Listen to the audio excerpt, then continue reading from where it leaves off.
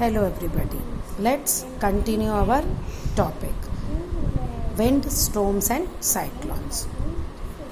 आज का हमारा टॉपिक है high speed winds are accompanied by reduced air pressure.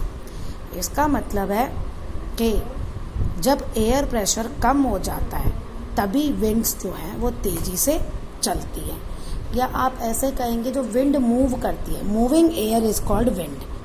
जो हवा मूव करती है उसको हम विंड कहते हैं.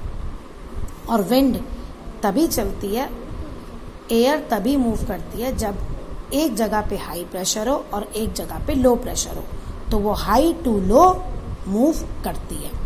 It has been found that fast blowing winds create a region of low pressure. वो जो बहुत तेज़ हवाएं चलती हैं तो वो लो प्रेशर एरिया क्रिएट कर देती है. क्यों? तेज़ चलती है, वो जल्दी से अपने साथ सब कुछ लेती जाती है और जहाँ बढ़ जाती हैं आगे पीछे वो लो प्रेशर छोड़ जाती है. तो ये आपकी एक्टिविटी है. High speed winds are accompanied by reduce air pressure. देखिए इसमें ये आपने क्या किया, आपने 2 बलून लिए. इन दोनों बलून में पहले थोड़ा सा पानी डाल दिया ताकि ये थोड़े से हैवी हो जाए. थोड़ा सा पानी डालना. ओके, फिर इनको आपने एयर इसमें फिल कर दी. दोनों बलून को इन्फ्लेट कर दिया और एक स्टिक से ऐसे टाइटली बांध दिया 10 सेंटीमीटर अपार्ट. ठीक है, लगभग इन बलून्स के बीच में जो डिस्टेंस है वो 10 सेंटीमीटर है. अब आप क्या करेंगे, आप इन दोनों बलून्स के बीच में ब्लो कीजिए एयर, फूंक मारिए. तो आप देखेंगे ये दोनों बलून्स जो हैं वो पास आ जाते हैं. अब क्वेश्चन ये है कि ये दोनों बलून्स एक दूसरे के पास क्यों आते हैं जब हम फूंक मारते हैं. जब हम फूंक मारते हैं तो हम वहाँ से हम एयर को हटा रहे हैं, तो उधर लो प्रेशर हो जाता है. जहाँ पे हमने फूंक मारी दोनों बलून्स के बीच में वहाँ लो प्रेशर हो गया. बाकी सब जगह तो हाई प्रेशर है, तो वो वहाँ से एयर को मूव करता है. एयर मूव होती है हाई टू लो और वो अपने साथ बलून को भी ले जाती है. तो ये आपका रीज़न है इसका. इसी पे फिर नेक्स्ट एक्टिविटी है, 2-3 एक्टिविटीज़ हैं इसी टॉपिक पे कि high speed winds are accompanied by reduce pressure.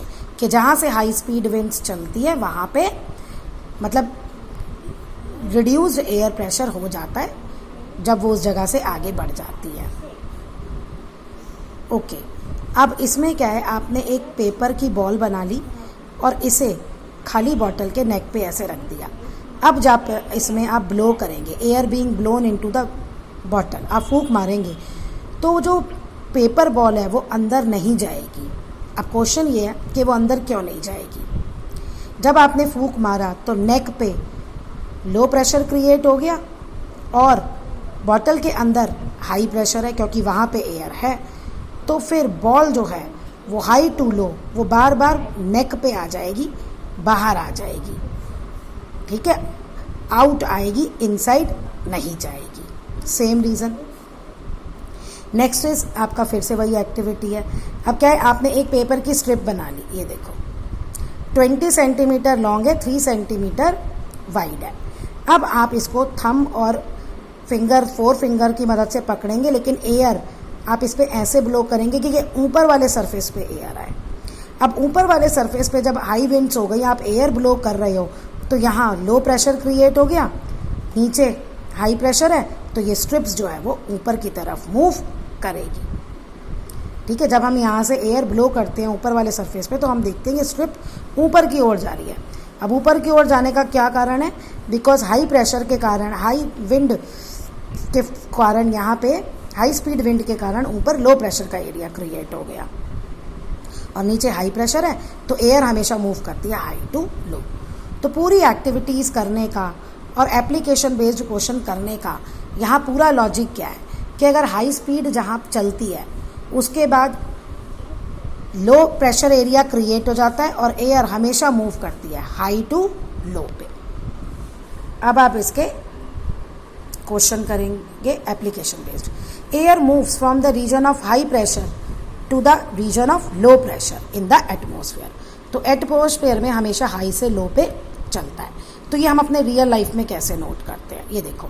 जब विंड की स्पीड हाई होती है, when the speed is high, then the roofs of the huts और the tin sheets of the roofs of the godown are blown of.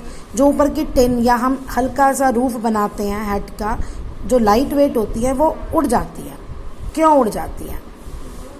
क्योंकि जब इन tin के ऊपर से हाई स्पीड चलती है विंड, तो यहाँ पे ऊपर लो प्रेशर एरिया क्रिएट हो जाता है। This is because when the high speed winds blow over the roof, the air pressure above the roof is reduced. और ऊपर आपका लो प्रेशर हो गया लेकिन अंदर हाई प्रेशर है, तो हाई से लो में वो मूव करेगी, तो वो इस पूरे रूफ को उड़ा देगा। Thus the high pressure below the roof exert a large force to lift up the roof, which can be blown away by the fast wind. तो इसी वजह से जो हाई प्रेशर है नीचे रूफ पे, वो बहुत ज़्यादा फोर्स लगाता है और उस रूफ को उठा देता है और वो हवा के साथ ब्लोन हो जाता है जी। नेक्स्ट इज आपका एरोप्लेन का। The wings of the aeroplane are designed in such a way that the air above them moves faster than the air below them। कहता है विंग्स जो होते हैं एरोप्लेन के, उनको ऐसे डिज़ाइन किया जाता है कि जो हवा ऊपर है वो ज़्यादा तेज़ी से ब्लो करती है एज़ कम्पेयर टू बिलो, नीचे जो हवा है। यानी ऊपर हाई प्रेशर हो गया और नीचे लो प्रेशर हो गया। And when the aeroplane runs on the runway in order to take off, और जब वो टेक ऑफ के लिए रनवे पे दौड़ता है, तो the air above the wings moves faster. अब विंग्स में एयर जल्दी से फास्ट करती है, लो प्रेशर एरिया क्रिएट कर देती है, become small as compare to pressure below. Same यही वाला लॉजिक, ये विंग्स है, ऊपर हाई प्रेशर हो गया विंग्स के, नीचे लो प्रेशर हो गया, तो क्या होगा? उड़ जाएगा, वो टेक ऑफ हो जाएगा। द रिजल्टेंट अपवर्ड फोर्स और lift the plane fly. Birds भी इसी तरह से फ्लाई करती है। जो ये हमारा जहाँ पे हमारी छत उड़ गई थी, सेम वे से हम ऐसे प्लेन के विंग्स और डिज़ाइन करते हैं।